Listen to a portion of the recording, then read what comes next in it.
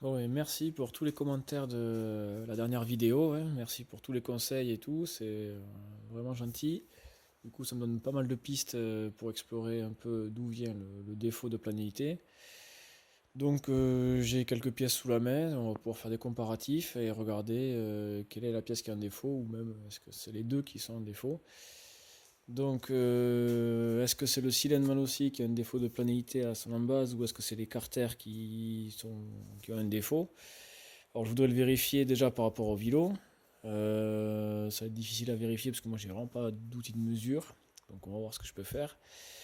Les tests simples et bêtes qu'il y a à faire, c'est remplacer le cylindre par un autre, n'importe lequel. Donc, on va essayer un type 512, un Poligny ou même ce Poligny là. On va voir dessus si j'ai le même jour. Dans ce cas-là, ça serait les carters qui seraient en cause. Et en même temps, j'essaierai le mal aussi sur les carters c'est les carters des reproductions de 512. Donc on va voir si j'ai le même jour. Si j'ai encore du défaut de planéité, donc ce serait aussi le cylindre qui sera en cause. Donc on va faire différents tests. Alors, en parallèle, on regardera aussi le piston Mersal parce que c'est vrai que j'avais ce piston là qui traînait là. Donc je vais pas rouler avec, mais parce qu'il est un peu malade.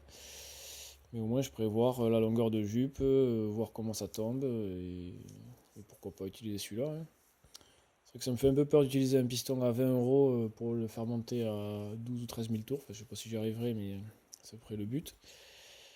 Je me dis qu'au niveau des matériaux, de la dilatation, etc., c'est peut-être pas fait pour, je sais pas. Apparemment, certains l'utilisent en compétition, donc enfin en piste. Donc pourquoi pas, hein. Donc voilà, on va essayer différents tests. Donc j'ai reposé le cylindre mal aussi comme dans la vidéo précédente. Donc on a nos 0,25 de jeu ici. Ici on est à 0,2. Ici on passe à pratiquement plus rien. Et à partir d'ici on a contact. Donc là je passe même pas une cale de 5 centièmes. Donc on a contact jusqu'ici. Jusqu'ici. Donc il n'y a pas de marche entre les deux carters. Parce que là et là il y a contact. Et je passe pas de cale de 5 centièmes entre les deux. C'est à partir d'ici que ça commence à se décoller. À partir de là. Et là, après, on retrouve le trou maximum de ce côté-là. Donc voilà, j'ai monté le cylindre mal aussi à l'envers.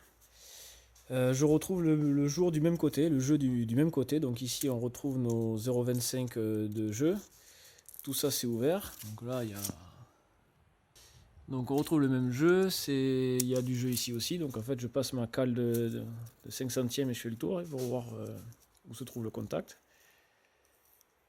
Et là, je fais attention que ce soit pas le goujon qui m'arrête, donc je suis un peu en retrait. Non, donc là il y a contact à partir d'ici, donc, et j'ai le contact jusqu'ici.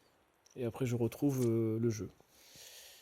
Donc là, j'ai envie de dire, c'est plutôt les carters que le cylindre. Mais on va continuer les tests basiques avec un autre cylindre. Donc cette fois-ci avec le cylindre origine 512. Là j'ai contact partout devant. Et j'ai simplement un jeu, et un jeu quand même de 1/10 à l'arrière.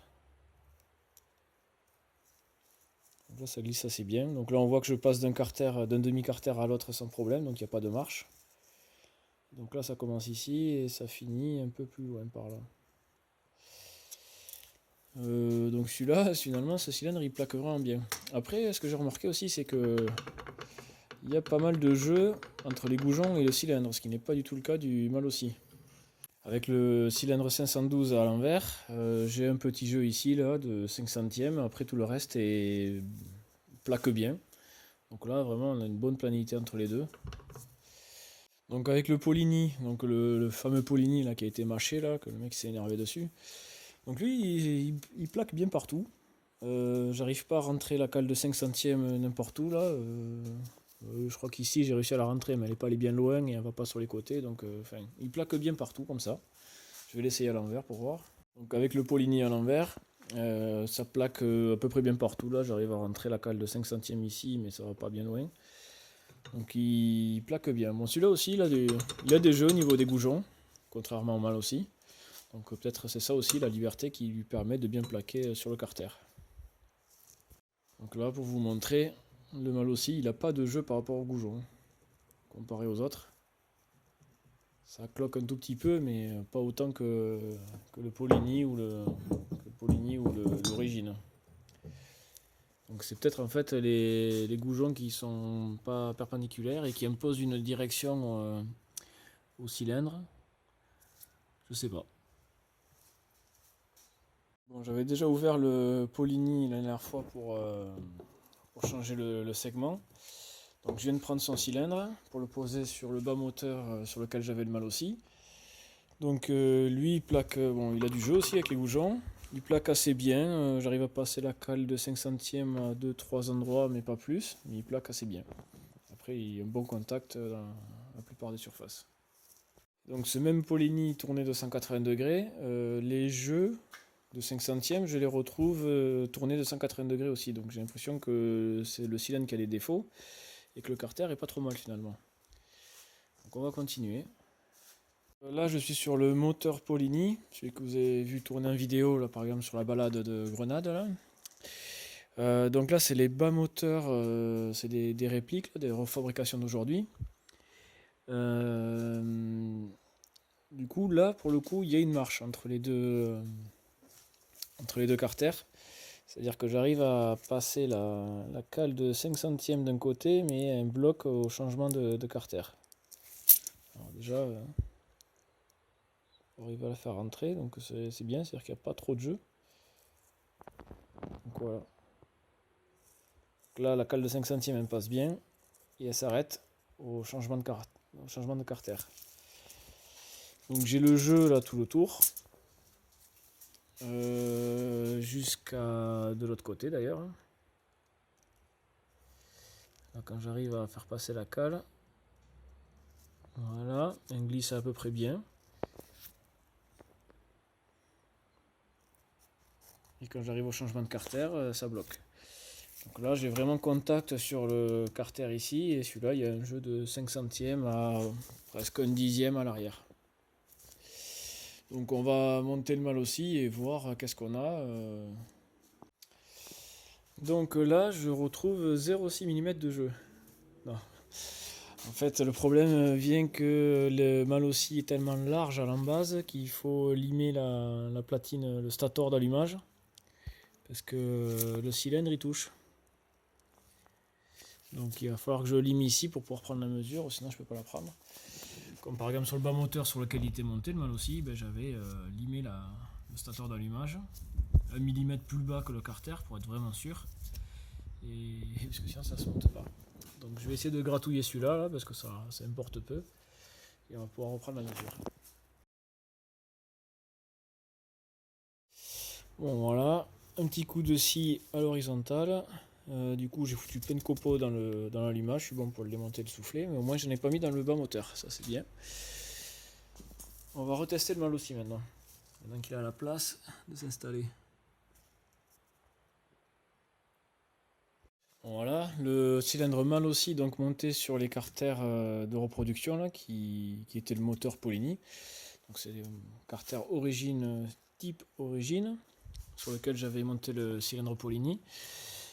Donc on retrouve 5 centièmes de jeu devant, dû au décalage des deux carters. Et après ici il y a contact. Après on retrouve encore une fois les 5 centièmes de dégagement entre le cylindre et le... difficile à manquer. Donc du coup voilà, et pareil derrière aussi, en fait je retrouve les mêmes jeux que le Polini quand il était sur ces carters là aussi. C'est-à-dire que là on a contact, et après dès qu'on passe l'autre demi-carter, on a 5 centièmes, 1 dixième de jeu. Et on a le jeu, on a tout le tour là. Donc c'est comme si ce carter là était descendu de 5 centièmes à 1 dixième. Donc du coup j'ai pas... Alors du coup aussi c'est que là il y a un peu plus de jeu au niveau des goujons comparé à l'autre moteur. Il y a un peu plus de jeu mais c'est pas non plus autant que le 512 ou les deux Polini. Donc si là le plan de joint entre le cylindre et l'écarter est bien, si le plan de joint entre le cylindre ici et le carter là est aussi bon qu'avec le cylindre Poligny, pour moi le plan de joint du Mal aussi est bon.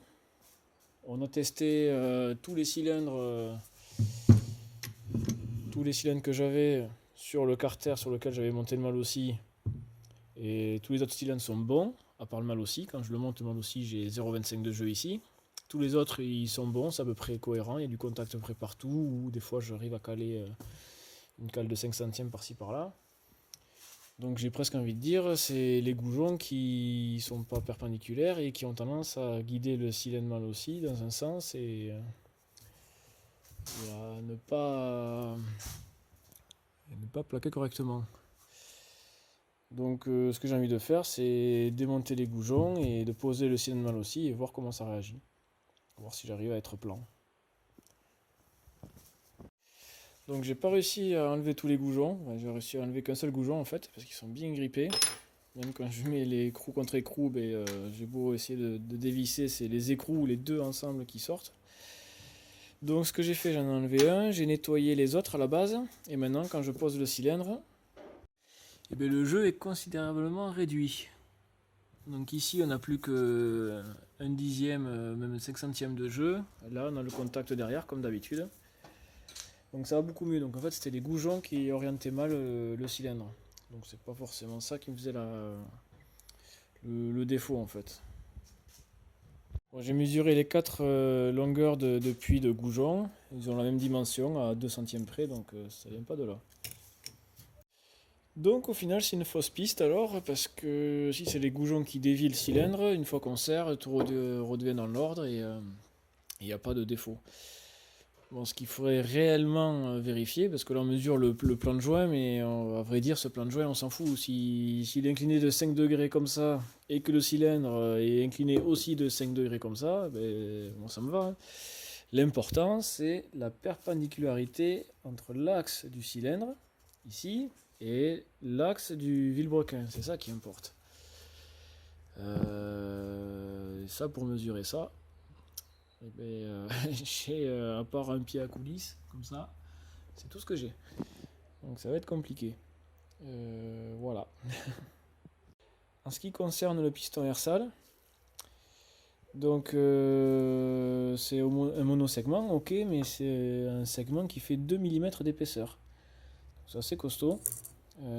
Comparé au Poligny qui lui fait 1 mm d'épaisseur, donc là c'est vraiment un monosegment fin. Donc vraiment le Poligny lui il prend les tours quoi. Alors que le Mal aussi c'est deux segments de 1,5 chacun. Donc on arrive à un total de 3 mm de hauteur de surface. Ok, avec le monosegment on descend à 2 mm, mais c'est pas comme si on passait du Mal aussi de 3 mm au Poligny à 1 mm. Donc on gagne un peu, mais on gagne pas énormément, je trouve. Donc après, si je compare le piston, les deux pistons ensemble, donc pour essayer, je viens de remonter le cylindre Mal aussi avec son piston, et j'ai fait une marque au marqueur là du piston au point mort haut sur la lumière basse de l'échappement. Donc clairement, on a de la marge quand même, hein. Il y a 7 mm. Donc je pense que le piston Ersal il pourra aller si j'aligne les deux axes de piston. Du coup je devrais pas avoir de jour en bas. Donc si on place le piston Ersal au niveau de son axe, coïncident avec l'axe du piston Mal aussi, la différence de jupe entre les deux, c'est que le Ersal il est un peu plus de 4 mm en retrait. Donc pour ce que ça intéresse, voici les cotes sur le Ersal. Donc on a 22 et quelques de longueur de jupe à partir du milieu de l'axe. Ça c'est pour le Ersal. Et à comparer avec le Mal aussi. Le Mal aussi, il fait un petit dessin. Donc il y a un peu plus de 4 mm de longueur de jupe. Et au niveau de la hauteur, à 0,5 près, c'est pareil. Donc du coup, le air-sal peut se monter en lieu et place et on ne découvrira pas la lumière d'échappement au point mort haut. Donc voilà, après je connais pas cette cote là, je la connais pas sur le Doppler. Elle doit être plus petite j'imagine, vu que certains l'ont monté et qu'il y a une ouverture. À voir, après il y en a qui tournent comme ça aussi. Même, malgré qu'au point mort haut, la lumière d'échappement se découvre en bas. À voir. Bon, le piston là c'est juste pour passer du bisegment au monosegment, parce que celui-là il peut encore faire, hein, il n'est pas usé. Hein. Il a juste des petites rayasses, mais ça va. Enfin, bon, après ce jeu quand même ça m'inquiète un petit peu au niveau de l'axe, mais bon, je pense que ça peut encore faire.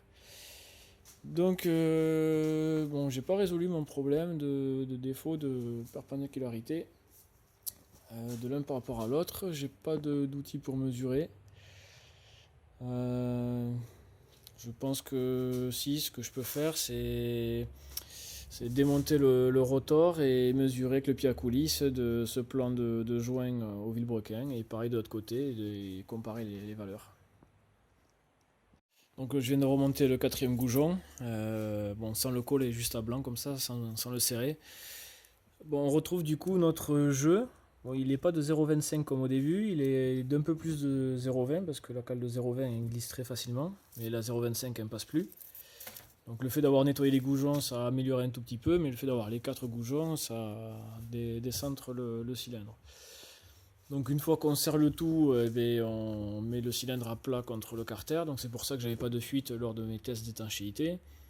Et donc du coup, je pense que mon problème ne vient pas de là.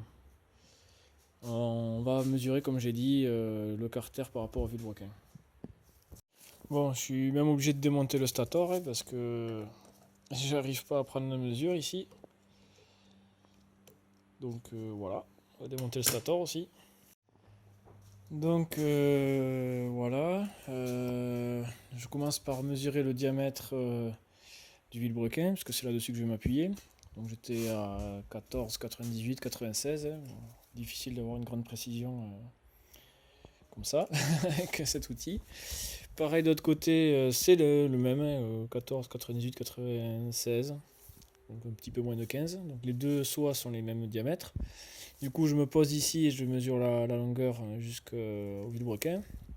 Et je compare cette côte-là jusqu'à là ici. Donc j'obtiens du 47,36, 34. C'est difficile à lire le centième là-dessus, mais c'est pareil des deux côtés.